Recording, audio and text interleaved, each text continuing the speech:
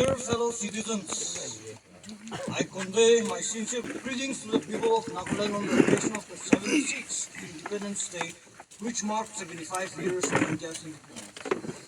India achieved independence after a long struggle on this historic occasion. The development of efforts, we have doubled our efforts in building the talents of our people and to provide them with a supportive and facilitative environment by way of infrastructure and better services.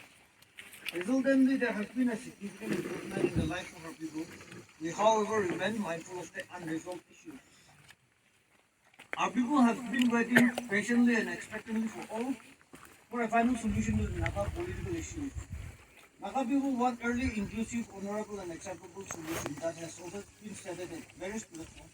All the elected representatives representing the people of this state have also come together and stated in clear terms that they will make way once the solution is reached. In fact, on improving productivity and improving every other production through the Department of Agriculture, Horticulture, Soil and Water Conservation and Land Resources Department, in addition to benefits under the schemes, we have provided 5 lakh per annum family.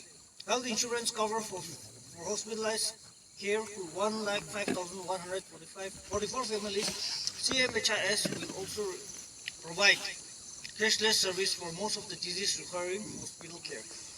The Department of Social Welfare has been implementing various schemes to uplift the welfare section of the society in the state. I call upon every citizen to rededicate oneself to continue working for making our state one of the most developed and progressive states in the country.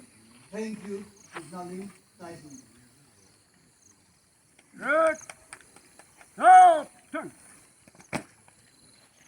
Red,